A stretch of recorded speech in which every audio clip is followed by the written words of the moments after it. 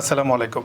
আপনারা দেখছেন CBN TV USA সংবাদ বুলেটিন। সঙ্গে আছি আমি আইনাল হক। শুরুতেই এসেনশিয়াল হোম কেয়ার সংবাদ শিরোনাম। যুক্তরাষ্ট্রে ৩০ দিনের বেশি অবস্থান করলে নিবন্ধন বাধ্যতামূলক।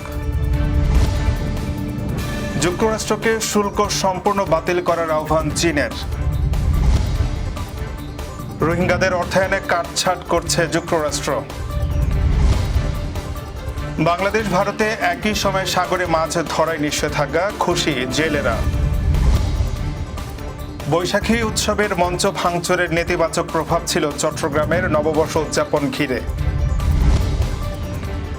এবং ফেসিবাদ মুক্ত নববর্ষের আনন্দ শোভাযাত্রা। শুনছিলেন এসেনশিয়াল হোম কেয়ার সংবাদ শিরোনাম। এবার বিস্তারিত।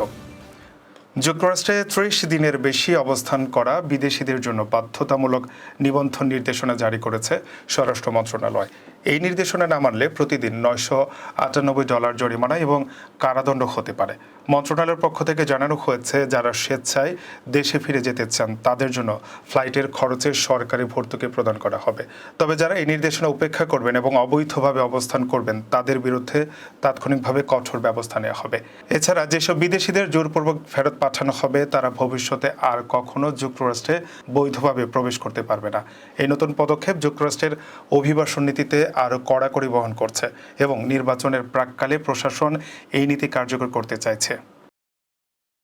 চীনের বাণিজ্য মন্ত্রণালয় মার্কিন প্রেসিডেন্ট ডোনাল্ড ট্রাম্পকে চীনা পণ্যের উপর শুল্ক সম্পূর্ণ বাতিল করার আহ্বান জানিয়েছে। তারা যুক্তরাষ্ট্রকে তাদের ভুল সংশোধন করে পারস্পরিক শ্রদ্ধা ও সহযোগিতার পথে ফিরে আসার কথা বলেছে। চীনা কর্মকর্তারা দাবি করেছেন, শুল্ক আরোপের সিদ্ধান্ত বাতিল করলে দুই দেশের মধ্যে বাণিজ্যিক সম্পর্ক আরও মজবুত হবে। ট্রাম্প সম্প্রতি তার বৈশ্বিক শুল্ক আরোপ ৯০ দিনের জন্য স্থগিত করেছেন, তবে চীনা পণ্যের উপর শুল্ক বজায় রেখেছেন এবং তা ১৪৫% পর্যন্ত বাড়িয়েছেন। পাশাপাশি কিছু ইলেকট্রনিক পণ্য এবং চীনে উৎপাদিত পণ্যের উপর শুল্ক ছাড় দেওয়ার প্রস্তুতির কথা জানান, যদিও তা সাময়িক সময়ের জন্য হবে। চীনের বাণিজ্য মন্ত্রণালয় যুক্তরাষ্ট্রের এই পদক্ষেপকে ছোট পদক্ষেপ হিসেবে আখ্যায়িত করেছে এবং বলেছে তারা এর প্রভাব মূল্যায়ন করছে। এই পরিস্থিতি দুই দেশের মধ্যে চলমান বাণিজ্য যুদ্ধের পরবর্তী ধাপ নির্ধারণে গুরুত্বপূর্ণ হয়ে দাঁড়িয়েছে। মার্কিন প্রেসিডেন্ট ডোনাল্ড ট্রাম্প প্রশাসন বিভিন্ন খাতে আন্তর্জাতিক সহায়তা বন্ধের পর বাংলাদেশে আশ্রিত রোহিঙ্গাদের অর্থায়ন পাওয়া নিয়ে অনিশ্চয়তা দেখা দেয়। তবে সম্প্রতি দেশটির রোহিঙ্গাদের জন্য $7.30 কোটি অর্থ ছাড় করলেও আগামী দিনে মার্কিন অর্থায়ন নিয়ে অনিশ্চয়তা রয়েছে। নির্ভরযোগ্য কূটনৈতিক সূত্রের বরাতে জানা গেছে, আপাতত রোহিঙ্গাদের জন্য পুরোপুরি অর্থায়ন বন্ধের পরিকল্পনা না থাকলেও অর্থায়ন কমাতে যাচ্ছে যুক্তরাষ্ট্র, অর্থাৎ রোহিঙ্গাদের অর্থায়নে কাটছাঁট করবে দেশটি। চলতি সপ্তাহে ট্রাম্প প্রশাসনের দুই জ্যেষ্ঠ কর্মকর্তা ঢাকা সফরে এসে এমন বার্তা দেবেন বলে আভাস দিয়েছে একাধিক সূত্র। পররাষ্ট্র মন্ত্রণালয়ের কর্মকর্তা জানিয়েছে, 4 দিনের সফরে মঙ্গলবার ঢাকায় আসছেন মার্কিন দক্ষিণ ও সেন্ট্রাল এশিয়া ব্যুরোর deputy assistant secretary Nicole N চুলিক।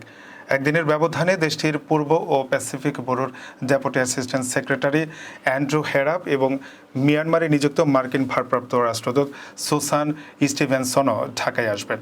President হিসেবে ট্রাম্প দায়িত্ব নেওয়ার পর ডেপুটি অ্যাসিস্ট্যান্ট সেক্রেটারি নিকোল চুলিক হতে যাচ্ছেন বাংলাদেশ সফরকারী যুক্তরাষ্ট্রের জ্যেষ্ঠ পর্যায়ের প্রথম কোনো প্রতিনিধি। চুলিকের নেতৃত্বে মার্কিন প্রতিনিধি দলটির অন্তর্বর্তী সরকারি জাতীয় নিরাপত্তা উপদেষ্টা এবং প্রধান উপদেষ্টা রোহিঙ্গা ইস্যু ও অগ্রাধিকার বিষয়াবলী সংক্রান্ত হাই রিপ্রেজেন্টেটিভ খলিলুর রহমান, পররাষ্ট্র উপদেষ্টা মোহাম্মদ তৌহিদ হোসেন বা পররাষ্ট্র সচিব মোহাম্মদ জসিমউদ্দিনের সঙ্গে বৈঠক করার কথা রয়েছে। প্রধান উপদেষ্টা ডক্টর মোহাম্মদ ইউনূসের সঙ্গে মার্কিন প্রতিনিধি দলের সাক্ষাৎ চাওয়া হলেও সেটি এখনও চূড়ান্ত হয়নি। তবে শেষ অবধি মার্কিন প্রতিনিধি দলটি সরকার প্রধানের সাক্ষাৎ পেতে পারে বলে জানা গেছে। বৈঠকগুলোতে ঢাকার পক্ষে বাংলাদেশি পণ্যে মার্কিন শুল্ক আরোপ প্রসঙ্গ, অন্তর্বর্তী সরকারের সংস্কার অগ্রগতি, বাংলাদেশের জাতীয় নির্বাচন তথা গণতান্ত্রিক উত্তরণে মার্কিন সহায়তা চাওয়া হতে পারে। অন্যদিকে ওয়াশিংটনের এজেন্ডায় থাকছে মিয়ানমারের সার্বিক পরিস্থিতি সহ রোহিঙ্গা প্রসঙ্গ। এক্ষেত্রে আঞ্চলিক নিরাপত্তা বিবেচনায় উভয় পক্ষ দেশটি নিয়ে যার যার অবস্থান জানতে চাইতে পারে।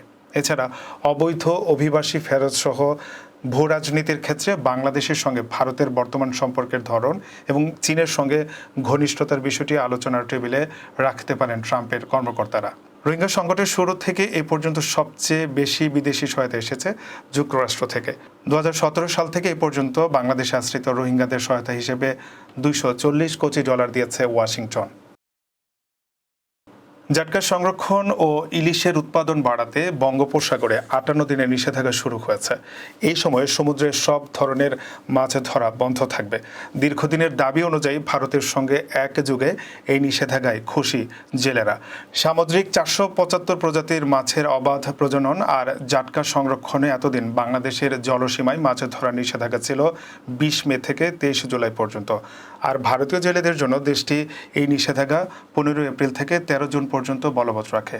ফলে যখন বাংলাদেশের জেলেরা অবরোধে অলস সময় কাটাতেন, তখন বাংলাদেশের জলসীমায় দাপিয়ে বেড়াতেন ভারতীয় জেলেরা। এই অবস্থায় ভারতীয় জেলেদের সঙ্গে সমন্বয় করে মাছ শিকারে নিষেধাজ্ঞা সময়সীমা নির্ধারণের দাবি জানিয়ে আসছিলেন বাংলাদেশের জেলেরা। দীর্ঘদিন পর পূরণ হয়েছে সেই দাবি। নিষেধাজ্ঞার সময় নিয়ে নতুন প্রজ্ঞাপন জারি করেছে মৎস্য ও প্রাণী সম্পদ মন্ত্রণালয়। এদিকে সমুদ্রে মাছের সংকট দেখা দেওয়ায় নিষেধাজ্ঞার আগেই খালি হাতে ফিরছেন অনেক জেলে। বর্ণাঢ্য আয়োজনে আনন্দ শোভাযাত্রা, কাবাডি খেলা, আবৃত্তি, নাচ গানের মধ্য দিয়ে চট্টগ্রামে উদযাপিত হচ্ছে নতুন বাংলা বর্ষ ১৪৩২কে বরণ করে নেওয়ার আনুষ্ঠানিকতা। চারুকলা জেলা প্রশাসনের পাশাপাশি বিভিন্ন সরকারি বেসরকারি বিভিন্ন প্রতিষ্ঠান থেকে বের করা হয়েছে আলাদা আলাদা আনন্দ শোভাযাত্রা। তবে সংস্কৃতি কর্মীদের আন্তঃকোন্দলে নগরীতে উৎসবের আগের দিন রাতে একটি বৈশাখী মঞ্চ ভাঙচুরের ঘটনার প্রভাব ছিল জনসমাগমেও। বিস্তারিত দেখুন অনেক আকন্দের প্রতিবেদনে। বর্ণাঢ্য আয়োজনে জাতিসংগীত পরিবেশন পরবর্তী বিশাল আনন্দ শোভাযাত্রার মধ্য দিয়ে চট্টগ্রামে সূচনা হয় পহেলা বৈশাখ উদযাপনের। নতুন বাংলা বর্ষকে স্বাগত জানিয়ে চট্টগ্রাম মেট্রোপলিটন পুলিশ, জেলা পুলিশ, জেলা শিল্পকলা একাডেমি, জেলা শিশু একাডেমি ও বিভিন্ন শিক্ষা প্রতিষ্ঠান সহ নগর জুড়ে থাকা সরকারি বেসরকারি প্রতিষ্ঠানগুলোর উদ্যোগেও অনুষ্ঠিত হয় আনন্দ শোভাযাত্রা। সুন্দর আগামীর প্রত্যাশায় এই আয়োজনগুলোতে শামিল হন সকল শ্রেণী পেশার মানুষ। নববর্ষ উদযাপন পরিষদের উদ্যোগে বর্ষবরণ অনুষ্ঠানের সবচেয়ে বড় আয়োজন অনুষ্ঠিত হয় নগরীর সিআরবি শিরিষতলায়। সকাল 7:30টা থেকে নাচ, গান, আবৃত্তি ও কথামালায় পরিবেশিত হয় বর্ষবরণের আয়োজন। তবে অন্যান্য বারের তুলনায় এবার লোকসমাগম ছিল তুলনামূলক কম।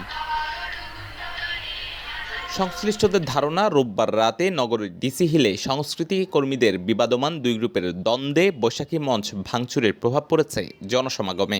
এছাড়াও চট্টগ্রামের কাজীরদেরীর মুক্ত মঞ্চে, নরেন আবৃত্তি একাডেমি ও শিল্পকলায় জেলা প্রশাসনের অনুষ্ঠান সহ বিভিন্ন এলাকায় অনুষ্ঠিত হচ্ছে বৈশাখী আয়োজন। উৎসবে অংশ নিয়ে নিজেদের ভালো লাগার কথা ও আগামীতে আরও নিরাপদ, সার্বজনীন, স্বাধীন বাংলাদেশ গঠনের প্রত্যাশা জানান সাধারণ মানুষ। অনিক আকন্দ, সিবিএন টিভি, ইউএসএ। বাংলা নববর্ষের আগমন মানেই বাঙালির ঘরে ঘরে উৎসবের আমেজ। এই দিনটি আনন্দ, সম্প্রীতি আর ভালোবাসার বন্ধনে আবদ্ধ হওয়ার দিন। বাংলা সনকে বরণ করে নিতে মুখরিত রাজধানী ঢাকা, যেখানে নানা বর্ণাঢ্য আয়োজন করা হয়েছে। ইউনেস্কো স্বীকৃত মঙ্গল শোভাযাত্রার নাম পরিবর্তন করে এবার রাখা হয়েছে বর্ষবরণ আনন্দ শোভাযাত্রা। বিস্তারিত প্রতিবেদনে। ভোরের প্রথম সূর্যকিরণের সাথে রমনার বটমূলে শুরু হয়েছে বর্ষবরণের ঐতিহ্যবাহী অনুষ্ঠান এসো হে বৈশাখ এসো এসো গানের মাধ্যমে। এই সুরধ্বনির মধ্য দিয়ে বাঙালি স্বাগত জানাচ্ছে নতুন বছরকে। ফার্স্ট শোভাযাত্রা, আগে কখনো আসা হয় নাই, বাট এক্সপিরিয়েন্সটা অনেক ভালো এন্ড অনেক এক্সাইটেড। স্পেশালি পিছনের মূর্তিটার জন্য অনেক এক্সাইটেড ছিলাম, ওটা দেখে অনেক ভালো লাগছে। এন্ড সবাই লাল সাদা একটা থিম মেনটেন করছে, এটা আরও মজা। খুব সাধারণ মানুষ এবং প্রত্যেকটা মুক্ত চেতনা যে মানুষগুলো রয়েছে তাদের আমরা উপস্থিতি দেখতে পাচ্ছি। এইটি আসলে সার্থকতা 5ই অগস্টের পরবর্তী সময়। আপনারা দেখেছেন এবারে যে ওই পাশে আপনারা দেখতে পাচ্ছেন যে ফ্যাসিস্টের মূর্তি কিন্তু সেখানে ধারণ করা হচ্ছে এবং শিক্ষার্থীরা সেটি কিন্তু সাদরে সেখানে গিয়ে ছবি তুলছেন, কারণ সেটি মনে করছেন সেটি একটি প্রতিকৃতি নয়, এটি বাংলাদেশের ইতিহাস এবং এই ইতিহাসকে আমরা যুগের পর যুগ ধরে লালন করতে চাই। বাংলা নববর্ষ উপলক্ষে সকালে বাণী দিয়েছেন প্রধান উপদেষ্টা প্রফেসর ডক্টর মোহাম্মদ ইউনূস। দিনটিকে বরণ করে নিতে প্রস্তুত সর্বস্তরের মানুষ। বসন্তের রঙিলা পালকিতে চড়ে আসা বাংলা নববর্ষ ১৪৩২কে স্বাগত জানাতে র্যালি বের করে ঢাকা বিশ্ববিদ্যালয়ের চারুকলা অনুষদ। সকাল ৯টায় বের হয় বর্ষবরণ আনন্দ শোভাযাত্রা। উপভোগ করতে অবশ্যই এখানে খুবই সুন্দর করে সাজানো থাকে। ছায়ানটের স্টুডেন্ট অনেক সুন্দর করে জিনিসটা পরিবেশন করে, প্রতি বছর পরিবেশন করে। এটা দেখতে খুব ভালো লাগে, আর নববর্ষ আরও রং ভরে দেয়, আর অনেক উপভোগ করতে আরও ভালো লাগে। স্পেশালি শাড়ি পরা এসে একটা উৎসব ফিল হয়, তো অবশ্যই দেখতে অবশ্যই ভালো লাগে। নতুন প্রাণে নতুন উদ্যমে সবাই এগিয়ে চলুক। আবার আমরা নতুনভাবে সব কিছু গড়ে সুন্দরভাবে আমাদের দেশটাকে সাজাই, সবাই শান্তিপূর্ণভাবে বসবাস করি। শোভাযাত্রাটি চারুকলা অনুষদ থেকে শাহবাগ হয়ে টিএসসি, শহীদ মিনার, দোয়েল চত্বর হয়ে চারুকলা অনুষদ পর্যন্ত প্রদক্ষিণ করবে। এবারের শোভাযাত্রায় নিরাপত্তা বাহিনীর সদস্যরা সামনে না থেকে দুপাশে থাকে। নিরাপত্তা নিয়ে কোনো রকম শঙ্কাও নেই বলে জানান কর্তৃপক্ষ। Taspia Tabassum, desk report, CVN TV, USA. এবার কর্ণফুলী ইনকাম ট্যাক্স সংবাদ শিরোনাম। নিউ ইয়র্কে সাতকানিয়া সমিতির ঈদ আনন্দ সন্ধ্যা এবং নিউ ইয়র্কে রেমিটেন্স মেলায় বাংলাদেশ ব্যাংক গভর্নরকে অংশ না নেওয়ার আহ্বান। আবারও স্বাগতম সিভিএন টিভি ইউএসএ সংবাদ বুলেটিনে। শুনছিলেন কর্ণফুলী ইনকাম ট্যাক্স সংবাদ শিরোনাম। এবারে বিস্তারিত। গান, হাসি আর মিলন মেলার উচ্ছ্বাসে প্রবাসী জীবনে এক ভিন্ন মাত্রা যোগ করল সাতকানিয়া সমিতি ইউএসএ ইনক আয়োজিত ঈদ আনন্দ সন্ধ্যা। যুক্তরাষ্ট্রে বসবাসরত চট্টগ্রামের সাতকানিয়ার প্রবাসীদের সংগঠনের এই আয়োজন পরিণত হয় এক হৃদয় ছোঁয়া মিলন মেলায়।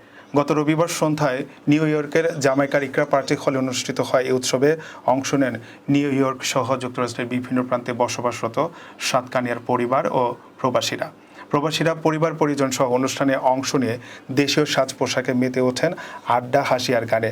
দেশীয় সঙ্গীতের ছন্দ, নিজস্ব কণ্ঠে পরিবেশনা ও খুশ গল্পে আয়োজনে যোগ হয় আন্তরিকতা ও আবেগ। পুরো অনুষ্ঠান জুড়ে প্রবাসী থেকেও যেন অনুভূত হচ্ছিল শিকড়ের গন্ধ। এতে উপস্থিত ছিলেন অনুষ্ঠানের আহ্বায়ক আহমদ নবী চৌধুরী, যুগ্ম আহ্বায়ক ডাক্তার নূর মোহাম্মদ, সদস্য সচিব মোহাম্মদ শফিউল্লাহ, যুগ্ম সদস্য সচিব মোহাম্মদ মুসা ও মোহাম্মদ শামসুজ্জোহা।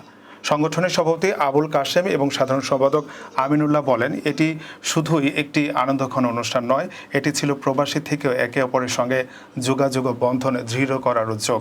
অনুষ্ঠানে শিশুদের উপস্থিতি এবং পরিবারের সক্রিয় অংশগ্রহণ আয়োজনকে করে তোলে আরও প্রাণবন্ত। নিউ ইয়র্কে রেমিটেন্স মেলায় অংশ না নিতে বাংলাদেশ ব্যাংকের গভর্নরের প্রতি আহ্বান জানিয়েছে নিউ ইয়র্কের বৈষম্য বিরোধী ছাত্র আন্দোলন। শনিবার জ্যাকসন হাইটসের একটি রেস্টুরেন্টে আয়োজিত সংবাদ সম্মেলনে জানানো হয়, নিউ ইয়র্কের ভিত্তিকে দেশের অর্থ পাচারকারী একটি সিন্ডিকেট আগামী 19 ও 20 এপ্রিল জ্যাকসন হাইটসের একটি রেস্টুরেন্টে রেমিটেন্স মেলা আয়োজন করছে। ওই মেলায় বাংলাদেশ ব্যাংকের governor doctor Ahsan H Mansur, deputy governor Mohammad Habibur Rahman সহ সরকারি ও বেসরকারি ব্যাংক এবং আর্থিক প্রতিষ্ঠানের চেয়ারম্যান, ব্যবস্থাপনা পরিচালক ও শীর্ষ কর্মকর্তাদের অংশ না নেওয়ার অনুরোধ জানানো হয়। আর যদি অনুরোধ উপেক্ষা করে অংশ নেওয়া হয় তাহলে সচেতন প্রবাসী বাংলাদেশিরা এই প্রচেষ্টা রুখে দিবে বলেও হুঁশিয়ারি দেওয়া হয়। সংবাদ সম্মেলনে লিখিত বক্তব্যে জানানো হয়, প্রবাসী বাংলাদেশিরা অত্যন্ত উদ্বেগ ও সতর্কতার সঙ্গে লক্ষ্য করছেন যে 24-এর গণঅভ্যুত্থান পরবর্তী দেশ ও প্রবাসে পতিত স্বৈরাচারের দোসররা এখনও দেশের স্বার্থবিরোধী কর্মকাণ্ডে সক্রিয়। দেশ বিদেশে ঘাপটি মেরে থাকা দেশের লুটেরা নানাভাবে ফোন দিয়ে আসছে নতুন করে দেশ থেকে অর্থ পাচারের। আয়োজকরা বাংলাদেশের রাষ্ট্রায়ত্ত ও বেসরকারি খাতের ব্যাংক ও আর্থিক প্রতিষ্ঠানগুলোর কাছ থেকে মোটা অঙ্কের অর্থ হাতিয়ে নিচ্ছেন বলেও অভিযোগ করা হয় সংবাদ সম্মেলনে বৈষম্য বিরোধী ছাত্র আন্দোলনের পক্ষে উপস্থিত ছিলেন দেলোয়ার হোসেন শিপন, ফাহাদ হোসেন, কাজী মোহাম্মদ হাসান সিদ্দিক। এছাড়াও কমিউনিটি নেতা গিয়াস আহমেদ, সাংবাদিক ওয়াজেদ খান, মনির আহমেদ সহ উপস্থিত ছিলেন আরও অনেকেই। দর্শক, এই ছিল সিভিএন টিভি ইউএসএ সংবাদ বুলেটিনে। শেষ করছি, পরবর্তী বুলেটিন দেখার আমন্ত্রণ জানিয়ে এতক্ষণ সাথে থাকার জন্য ধন্যবাদ সবাইকে।